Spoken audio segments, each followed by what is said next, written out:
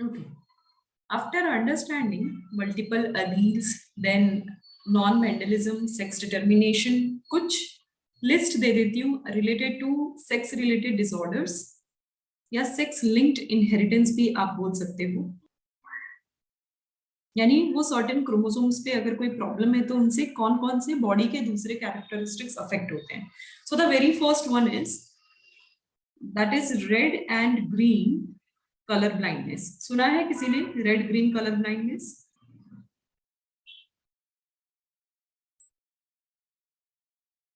Anyone from the class, किसी ने सुना है कभी? इसका मीनिंग क्या होता है? अगर रेड और ग्रीन कलर ब्लाइंडनेस हो रहा है मतलब वो पर्सन जो है रेड और ग्रीन कलर में डिस्टिंग्विश नहीं कर पाता। So you can write over here cannot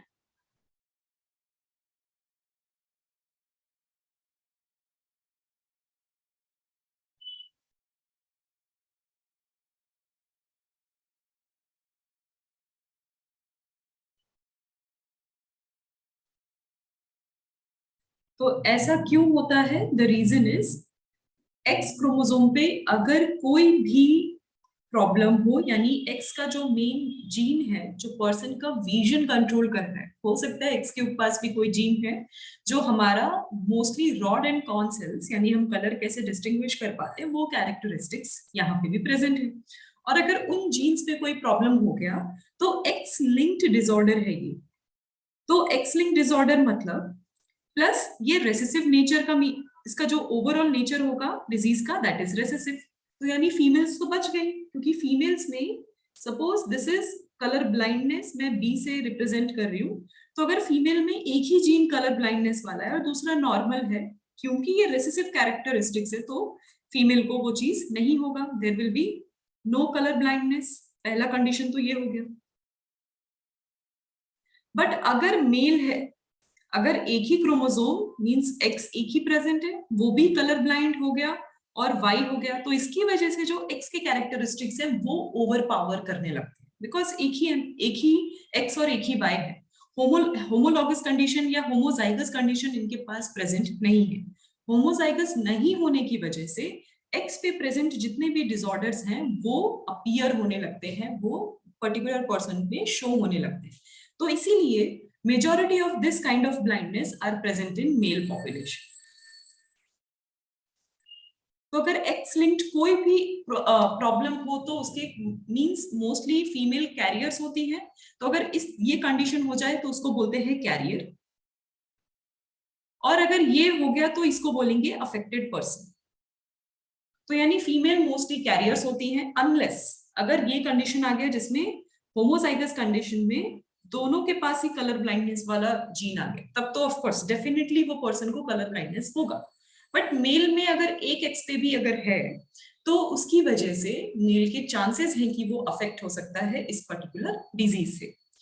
अब ऐसा ही एक और जेनेटिक डिजीज है second one which is haemophilia. इसको ब्लीडर्स डिजीज बोलते हैं। Haem means blood, haemophilia means ऐसी डिजीज जिसमें कि पर्सन का ब्लीडिंग रुकता नहीं है, उनमें कोएगुलेटिंग फैक्टर्स नहीं होते, उसकी वजह से अगर एक बार कट लग गया या चोट लग गया तो ब्लड का लॉस बहुत ज्यादा हो जाता है। तो ऐसे में क्या हो रहा है? नो क्लॉटिंग, मैं इजी लैंग्वेज में आपके लिए रख रही हूं, ये भी एक्स लिंक्ड है, ये भी रेसेसिव है, और इसकी वजह से भी क्या होता है, फीमेल्स मोस्टली कैरियर होते हैं। तो फीमेल का कंडीशन मोस्टली कैरियर होता है तब तक जब तक उनमें होमोजाइगस कंडीशन ना हो, एंड मेल जो होते हैं मोस्टली मेल पॉपुलेशन अफेक्ट होते हैं। पता है ये डिजीज नॉर्मली कौन सी रॉयल फैमिली में था? क्वीन विक्टोरिया तो सुना ही है। तो इसको विक्टोरियंस डिजीज भी कहा जाता है because she was the carrier of this disease. उसके 9 बच्चों में से 3 बच्चों को जो लड़के थे उनको हीमोफीलिया हो गया था एंड उनकी सबकी डेथ हो गई because of an accident, because that time there was no awareness. तो जब डेथ हुई तो उसके बाद excessive bleeding and blood loss की वजह से, मतलब छोटी सी भी अगर चोट लग जाएगी तो ब्लड ब्लीडिंग रुकेगा ही नहीं, और अगर नहीं रुका तो उसकी वजह से डेथ हो सकता है। Because of the loss of blood. अब पता चल चुका है तो ऐसे में क्या होता है, अगर पर्सन का डिटेक्शन है ऑलरेडी हीमोफीलिक है तो इमीडिएटली इमरजेंसी रूम में लेकर जाते हैं एंड क्लॉटिंग फैक्टर्स को इंजेक्ट कर दिया जाता है, क्योंकि उस पर्सन के पास खुद से नहीं बन सकता, प्लेटलेट्स शायद एक्टिवेट नहीं हो पाते, तो उनको एक्टिवेट करने के लिए उनके ब्लड में कुछ प्रोटीन्स ऐड कर दिए जाते हैं, वो प्रोटीन्स की वजह से क्लॉटिंग इनिशिएट हो जाता है। So there is a good chance कि आजकल अगर किसी का जेनेटिक डिसऑर्डर पता है तो बच सकते हैं because of some of the counter treatments, medical treatments. But that time it was not possible. So her children actually died. 3 sons died because of this particular condition. और later on पता चला she is the carrier. और इसीलिए उसके किसी भी daughters में नहीं हुआ, उसके son में ये disease हो गया because of this particular condition. Okay, so yes, this is about hemophilia. ये दोनों ही disease sex linked या X linked disorder है. Yes. मैम फिर अगर किसी को कलर ब्लाइंडनेस है लेकिन अगर वो ज्यादा इंस्टेंस पे रहा, जैसे सीधा ब्लैक एंड व्हाइट ही दिख रहा है बस उसे, तो वो कभी क्योर नहीं हो सकते क्या? नो, अब पहली चीज तो ब्लैक एंड व्हाइट, सिर्फ ब्लैक एंड व्हाइट दिखना बहुत मुश्किल है।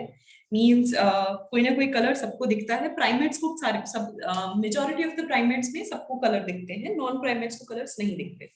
तो अगर प्राइमेट्स में अगर आप ये क्वेश्चन कर रहे हो लाइक ह्यूमन, मंकीज, एप्स और इन सब में, ये हम बहुत ही कम लिमिटेड, मतलब जैसे सिर्फ वो बेसिक शेड देख सकते हैं, जैसे ब्लू हो गया, ग्रीन हो गया, ऑरेंज हो गया, मतलब शार्प सिर्फ देख सकते हैं, नहीं उनका माइन्यूट डिफरेंस आइडेंटिफाई नहीं कर पा रहा है, तो फिर तब वो क्या, मतलब वो कभी क्योर नहीं होगा कलर ब्लाइंडनेस उसका? नहीं, डेफिनेटली वो अगर जेनेटिक है तो कभी क्योर नहीं हो सकता। बाय एक्सीडेंट अगर कोई चीज हो रही है तो ऑफ कोर्स क्योर हो सकता है बिकॉज ऑफ सर्टेन ट्रीटमेंट या आई ट्रांसप्लांट अगर आप कर दोगे, सक्सेसफुल होता है तो उसकी वजह से दिख सकता है, क्योर हो सकता है। बट जेनेटिक है तो वो कभी क्योर नहीं होता, कभी पता नहीं चलता कि उस पर्सन मीन्स, पहली चीज तो आपको ये बता दूं कि इतने ज्यादा शेड्स हैं, a person can see so many shades कि majority of the colour blind people को पता भी नहीं चलता कि वो कलर ब्लाइंड है। वो तभी पता चलता है जब क्लासरूम में कोई एक्टिविटी हो रही हो, आपका स्कूल उतना एंगेजिंग हो, या फिर आप सर्टेन किसी सपोज मिलिट्री या कहीं पे आप सिलेक्शन के लिए जा रहे हो और आपको सर्टेन कलर डिफाइन करना है, क्योंकि वहां पे वायर्स का बहुत इंपॉर्टेंट काम है। देन सर्टेन कलर्स को केमोफ्लाज के लिए वो कलर्स, या ट्रेनिंग के टाइम पे वो कलर्स को डिफाइन करना, डिटेक्ट करना बहुत जरूरी होता है। तो कलर ब्लाइंड पीपल का अनफॉर्चुनेटली मिलिट्रीज में, डिफेंस में सिलेक्शन नहीं हो पाता है। और बहुत स्पेसिफिकली वही एक टेस्ट वहां पे रखा जाता है, एसएसबी या मेडिकल टेस्ट जो भी कह लो, जिसमें कि ये पता करना बहुत जरूरी है कि उसका विजन कैसे, बिकॉज ऑफ दिस रीजन। तो उन लोगों का ठीक नहीं हो सकता। अब जेनेटिक है, आप कैसे ठीक कर सकते हो? It's just the same thing कि someone is born without leg और हैंड, तो उसका लेग और हैंड वापस आ सकता है क्या? नहीं आ सकता। तो सेम थिंग यहाँ भी, मैम फिर आजकल डिसेबिलिटी। लेकिन ऐसा मतलब मैंने मतलब जिस न्यूज में देखा था कि किसी एनिमल के ऑर्गन्स ट्रांसप्लांट होते हैं ह्यूमन में, बहुत स्पेसिफिक, बहुत एनिमल के ऑर्गन मतलब ट्रांसप्लांट तो नहीं होते, उनके टिश्यूज को हार्ट होता है तो।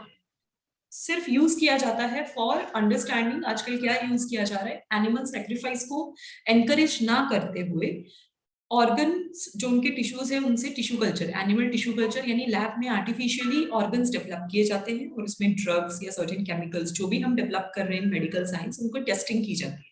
क्योंकि अननेसेसरी आप एक ऑर्गन को कैप्टिव रख रहे, एक ऑर्गेनिज्म को कैप्टिव रख रहे हो, उसे उसकी पूरी लाइफ डिस्ट्रॉय हो रही है, and you are testing and doing so many experiments on those people like lab rats, rabbits, chimpanzee, बहुत सारे ऐसे ऑर्गेनिजम्स हैं जो कि ह्यूमन से क्लोजली रिलेटेड है, उनके इंटरनल पार्ट्स। तो उस बेसिस पे हम बहुत सारा ड्रग, कॉस्मेटिक, फूड टेस्ट करते हैं उनके ऊपर, क्योंकि हमें तभी वो कंज्यूम करना है जब वो हार्मफुल नहीं होगा तभी, और इसमें बहुत सालों तक होता है।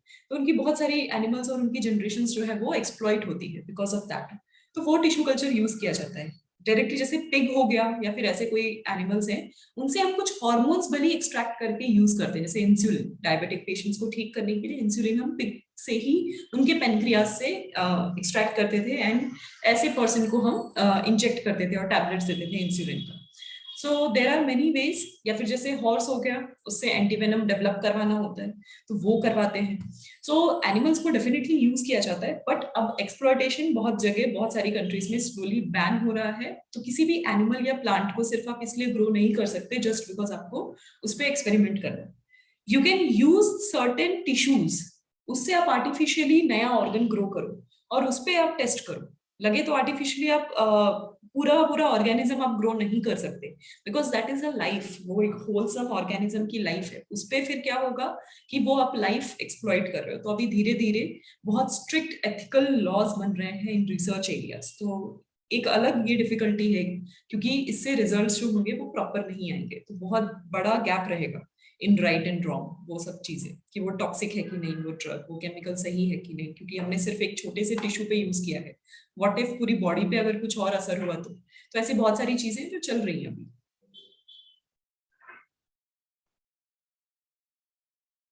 ओके, यहाँ तक ये दोनों लिंक्ड, सेक्स लिंक्ड इनहेरिटेंस बात समझ में।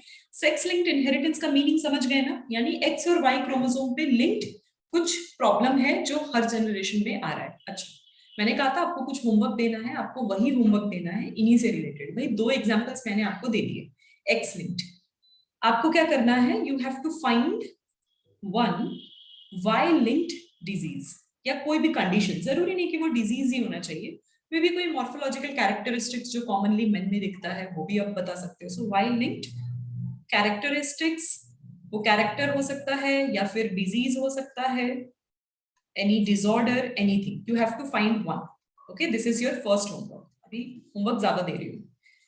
सेकेंड होमवर्क है, you have to find out what is Down's syndrome. Okay, ये आपको फाइंड करना है। ये दो चीजें हैं जो आपको फाइंड करके लानी है। कर लोगे इतना? That is your yes homework. Ma'am.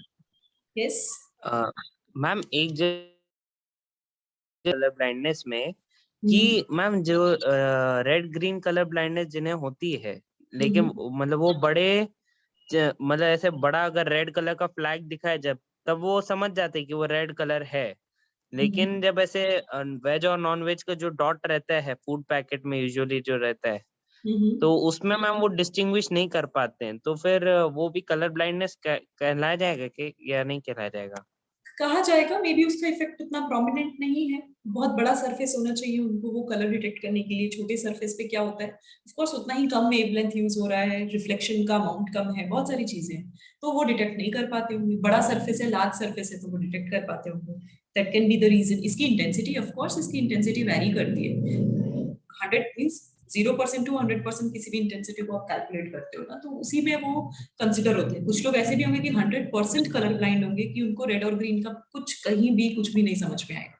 But कुछ ऐसे भी होंगे जिनको अगर आप अलग एंगल से दिखा रहे हो, लाइट इंटेंसिटी मीन्स बहुत ज्यादा ब्राइट या डिम कर रहे हो, तो मे बी उसमें वो डिफरेंस समझ पाते हैं, क्योंकि सबका रिफ्लेक्शन का जो मोड ऑफ रिफ्लेक्शन है वो अलग होता है। सब लोगों ने कैसे वीडियोस देखी है कलर कॉम्बिनेशंस वाली, ब्लैक एंड व्हाइट में मोस्टली वो लोग टेस्ट करते हैं, ताकि टोन, कलर का टोन मैच कर पाए। ब्लैक एंड व्हाइट से आप टोन समझते हो, एंड देन फिर आप उसमें कलर के वेरिएशन स्पेक्ट्रम ऐड करते हो, ये जानने के लिए आपने वो टोन मैच किया या नहीं। तो वो जो टोन है वो पूरा मैच जो करना होता है, ये टेस्टिंग होती है। जो पेंट मिक्सर्स होते हैं या कलर मिक्सर्स, स्पेशली पेंटर्स के पास बहुत अच्छा दिमाग होता है, they have very good I for colours. तो वो सारी चीजें, वो वाला एंगल कलर ब्लाइंड पर्सन नहीं देख पाएगा। वो इंटेंसिटी पे डिपेंड करता है, it varies.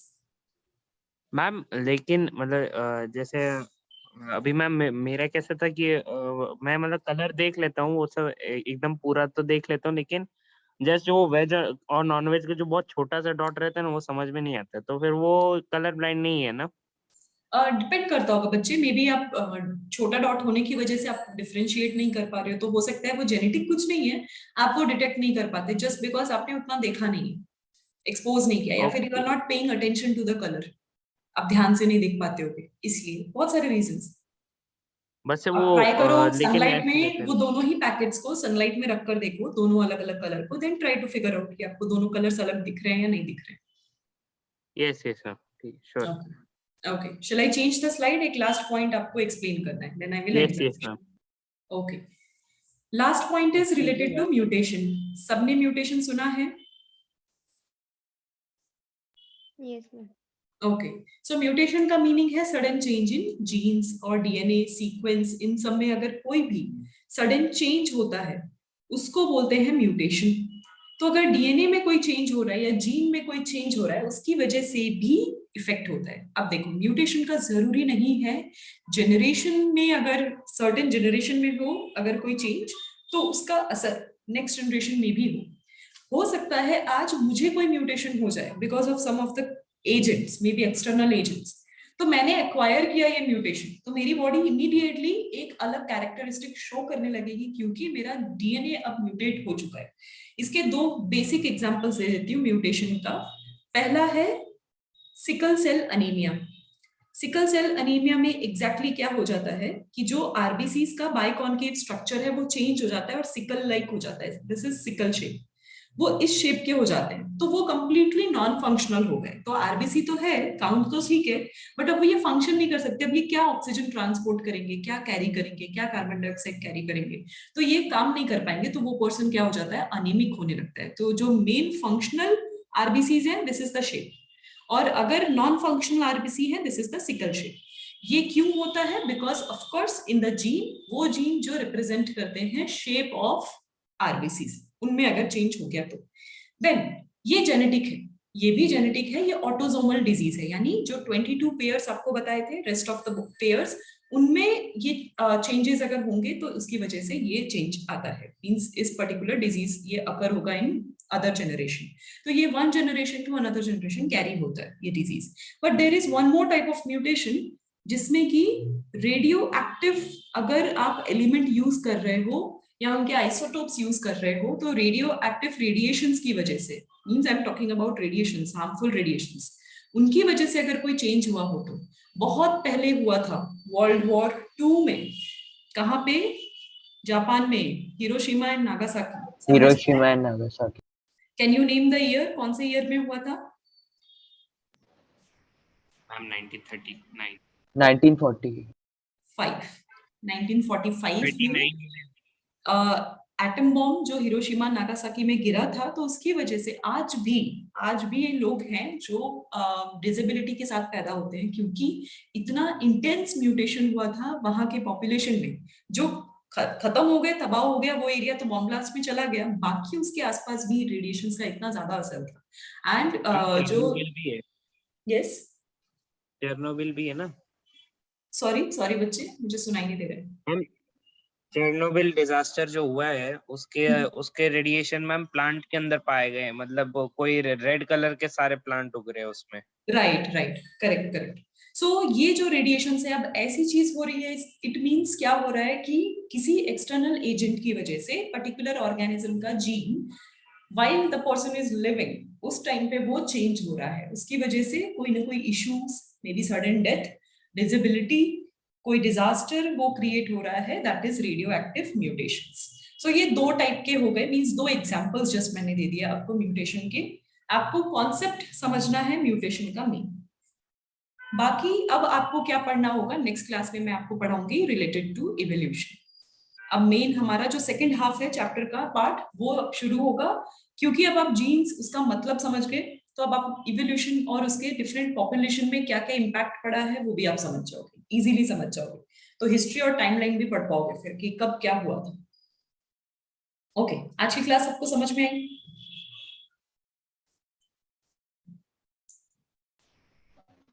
Everyone understood what is sex chromosomes, inheritance, sex linked disorders and mutation, ये 4 important concepts थे जो आज हमने पढ़े। इतना समझ में आया सबको?